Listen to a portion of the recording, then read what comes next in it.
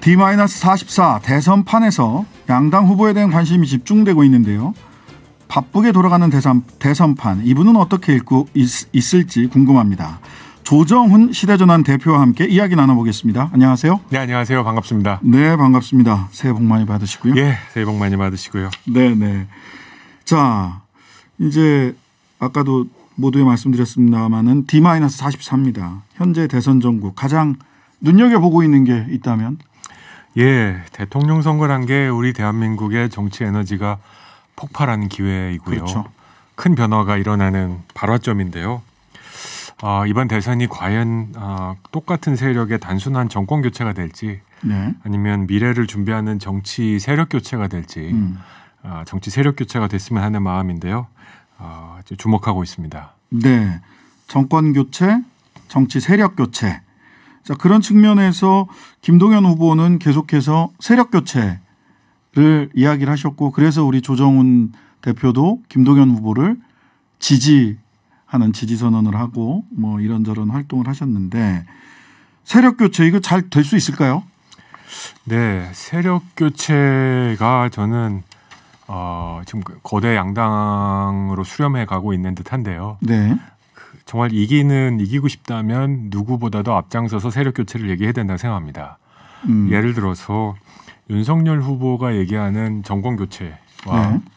이재명 후보가 얘기하는 정권 연장 또는 정치 교체라고 했을 때 왜 이재명 후보가 윤석열 후보가 조금 앞서가는 듯하게 지금 나오느냐. 네. 윤석열 후보가 얘기하는 정권 교체는 딱 그림이 그려집니다. 네, 선명하죠. 확 청와대 주인 바꾸는 겁니다. 네, 주인이 바뀌는 건데 예. 이재명 후보가 얘기하는 정치 교체는 뭔가 대통령은 바뀌겠죠. 네. 바뀔 수밖에 없는데 약간 그 밥의 그나물 같은 느낌이 듭니다. 대통령만 바뀌는 게 아니라 이 정치 혼자 하지 못하는 거지 않습니까? 네. 이재명 정부를 구성할 사람들이 그 밥의 그나물인 것 같고 맛있는 밥에 영양가 있는 나물이 아니라 30년 동안 먹었던 밥도 먹이겠다라는 생각 같아요. 그래서 유승찬 지난주 금요일 날 유승찬 스토리닷 대표 정치 컨설턴트도 이 정권 교체라고 하는 불리한 구도 선명하고 또 지금 여당 쪽의 불리한 구도가 새로운 거대 담론 구도로 바뀌어야 되고 이재명은 도전자여야 한다. 정치 교체를 위한 세력 교체, 정치 교체를 위한 도전자여야 된다라는 이야기를 하셨어요. 근데 우리 조정훈 대표도 이재명 후보 박스권에서 벗어나려면 586 퇴장 선언해야 된다 이런 발언을 하셨어요. 민주당 내부에서도 조금 아까 김종민 의원도 586 용태론 얘기를 했는데 사람을 찍어서 누구 물러나라가 아니라 낡은 시스템 제도를 바꾸는 게 586 용태론의 핵심이다 이렇게 얘기를 하셨어요. 이 부분 뭐 사실은 586 용태론을 거의 가장 먼저 말씀하셨다고 봐도 될 텐데 예. 586 우리 조정훈 대표가 얘기한 586 용태론이라는 건 뭔지 그다음에 김종민 의원이 앞에서 얘기한 시스템 교체로 이게 가능한 건지. 예, 시스템 교체로는 손에 잡히지가 않아요. 음식으로 치면 미숫가루 같아요. 네네. 지금 대선 43일 남은 상황에서 네. 미숫가루를 전시해 놔서 과연 팔릴까? 좀 미숫가루 좋아합니다. 참고로. 네네. 답이 없다고 생각하고요. 네. 저는 이렇게 생각합니다. 그 유승찬 대표가 얘기한 담론의 교체가 필요하다. 윤석열 후보가 친 1차 전선 정권 교체는 명확합니다. 네. 청와대 주인 교체, 내각 교체, 다 교체. 네. 좋건 나쁘건. 다만 이재명 후보가 얘기하는 1차 전선이 과연 뭔가 정치 세력 교체라는 표현을 표현하기 위해서는 아무리 봐도 우리 현실 정치에서는 인물을 얘기하지 않을 수밖에 없습니다. 그리고 제가 말씀드린 건 저는 이제 70년대생입니다. 네. 운동권 세대가 아니죠. 대학 갔더니 운동 끝났더라고요. 그래서 할 수 없이 공부했던 첫 세대입니다. 배낭여행 시작돼가지고 해외여행도 덕을 본 세대고요. 네네. 세계연행에 근무해서 경제하고 외교를 몸으로 경험으로 배웠던 세대입니다. 네. 우리 586 다음 세대인 저도 2030 세대에게 무지무지 미안한 마음이 있습니다. 네네. 나처럼 노력하면 나처럼 된다는 말을 못 하겠더라고요. 네. 상황이 너무 바뀌니까요. 그래서 저는 2030 세대들한테 빚진 마음을 갚기 위해서라도 네. 그리고 이번 대선에 전선을 지금 불리한 전선을 바꾸기 위해서라도 저는 정권 교체론이 아니라 정치 세력 교체론 또는 아주 구체적으로 586 용퇴론이 아니라 586 해체론을 주장해야 된다고 생각합니다. 586 해체론. 그렇습니다. 어떻게 해야 됩니까? 586 해체론. 두 가지가 필요한데요. 저는 아침에 김종민 의원이 그 페이스북에 쓰셨나요? 네. 살짝 기대를 했었는데 네. 조금 알고 봤더니 인물 교체론이 아니라 시스템 교체론이더라고요. 예, 제도 개혁론, 시스템 교체론. 예. 마치 이런 생각이 듭니다. 그 586 선배님들이 민주화할 때 전두환 노태우 대통령이 얘기한 거랑 비슷한 것 같아요. 우리가 정권은 계속 잡겠다. 네. 하지만 우리가 정치 바꿔주겠다. 네. 국민이 원하는 대로 해주겠다. 그때 우리 586 선배들 어떻게 하셨습니까? 네. 그래 믿고 지켜볼게 이랬습니까? 아니면 아니다 우리가 하겠다. 네. 결과는 명확관화했고 네. 그 노력과 그 생으로 30년 동안 정치의 주류가 되셨고 기득권이 되신 거거든요. 근데 그분들이 그분들이 그렇게 극복하고 싶었던 군사 정권의 레토릭, 군사 정권의 변명을 답습하시는지 모르겠습니다. 네. 정말 정치 세력 교체가 필요하다면 이제 운전대를 넘기셔야 합니다. 네. 그리고 운전대를 넘기는데 정말 후배들이 잘할 수 있을까? 네, 잘할 수 있습니다. 네. 운전면허 다 땄고요. 실습 다 했습니다. 이제 민주당 내에도 586을 이을 후배 세대들이 많이 이제 성장하고 있지 않습니까? 그래서 그분들에게 빨리 운전대를 넘기겠다. 제가 김종민 의원님 개인적으로 굉장히 좋아하고 존경하는데 네.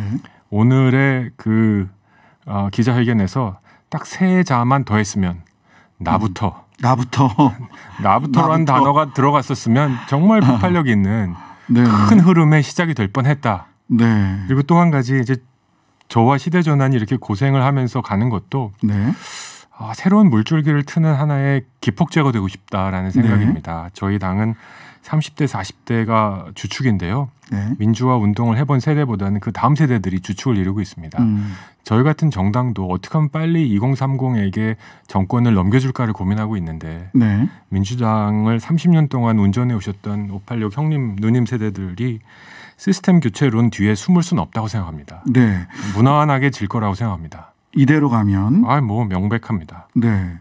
그러니까 스스로 기득권을 내려놓는 그게 이제 기득권을 내려놓는 모습을 보여야 무당파도 무당층도 그다음에 국민들도 감동을 할 수 있다. 감동을 한다. 그렇기 맞습니다. 때문에 그러니까 그렇잖아요. 근데 이제 이렇게 보면 586이라고 하는 게 이제 뭐 일종의 하나의 정치적 개념, 이제 나이가 아니라 하나의 정치적 개념으로 보이거든요.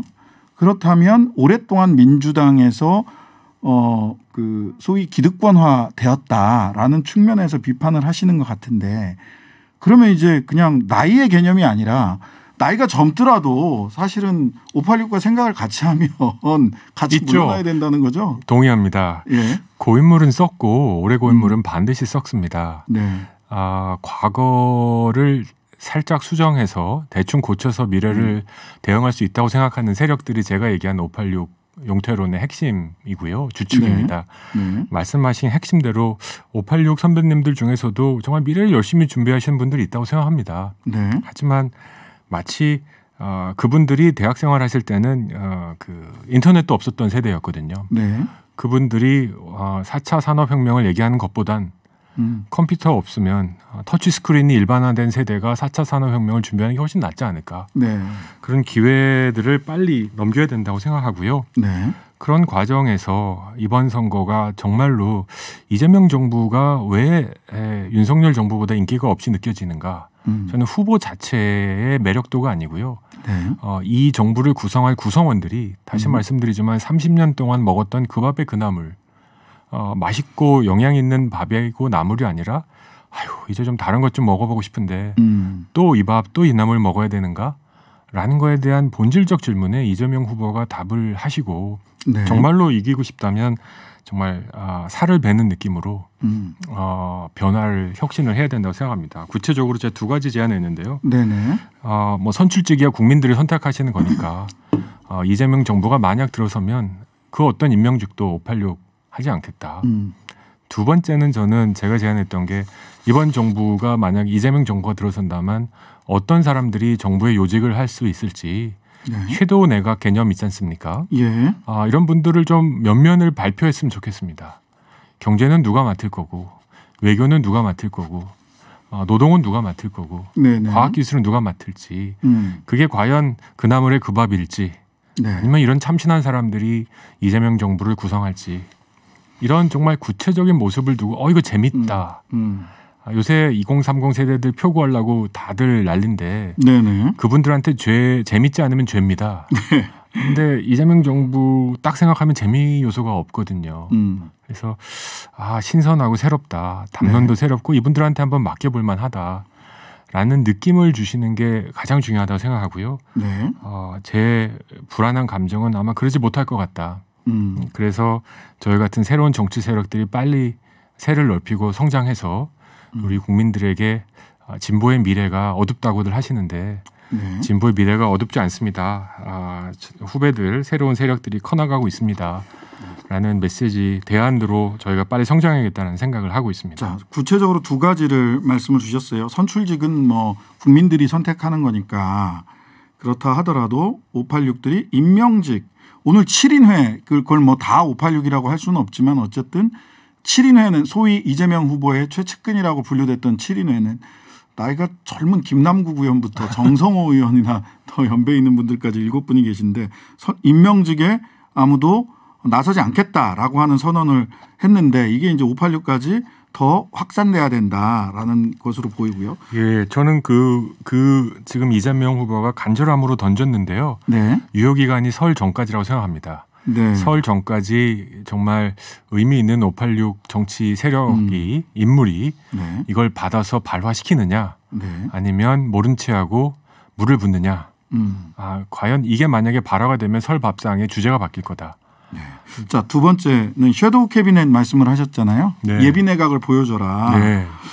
그러면 이 섀도우 캐비넷이라고 하는 고리 그다음에 아까 이제 김종민 의원이 제도 개혁을 이야기하면서 권역별 정당 명부 비례대표제, 결선 투표제 이런 제도적 개혁은 제3정당 시대전환도 그렇고 뭐 그 지금 김동연 후보가 하고 있는 새로운 물결 또 정의당 이런 소위 제3정당들이 전부 다 요구했던 제도 개혁 과제거든요. 그리고 또 섀도우 캐비넷을 이렇게 생각을 해보면 이재명 후보가 통합정부 연정에 대한 구성을 밝히기도 했어요. 그렇다면 이 섀도우 캐비넷을 통해서 다른 그 소위 진보 개혁 정당들과 함께 통합정부, 연합정부를 구성할 수 있는 하나의 그게 고리가 될 수도 있는 게 아닌가 하는 생각도 드는데 어떤가요?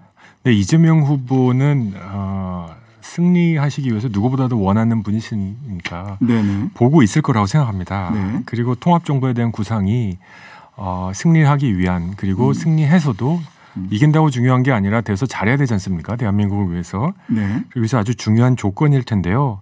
저는 이 통합은 좌우의 통합이 아니라고 생각합니다. 네. 솔직히 좌우가 어디 있습니까? 네. 이제 윗동네와 아랫동네가 있을 뿐입니다. 기득권과 비기득권이 있을 거고요. 또 한 가지 얘기하면 네. 기성세대와 신세대가 있을 뿐입니다. 네. 이재명 정부의 통합정부는 기성세대와 신세대를 어느 정도 통합할 수 있을지 네. 윗동네와 아랫동네를 통합할 수 있을지가 관건이지 네. 좌우의 통합은 관건이 아니라고 생각합니다. 기성세대와 신세대를 네. 어떻게 새로운 세대를 어떻게 통합할 거냐. 그렇죠. 신세대를 꽃꽂이로 쓸지 네. 내가 운전대는 계속 잡고 넌 옆에서 보조석에 앉아 있어 정도로 네. 이 게임을 끌고 갔다고 생각할지 아니면 과감하게 다음 신세대에게 운전대를 양보하고 나는 혹시라도 사고 나면 뒤에서 밀어주고 고쳐줄게 라는 거국적인 결심을 할 수 있을지. 근데 뭐 앞세대가 역사적으로 봐도 스스로 물러난 적은 별로 없어요.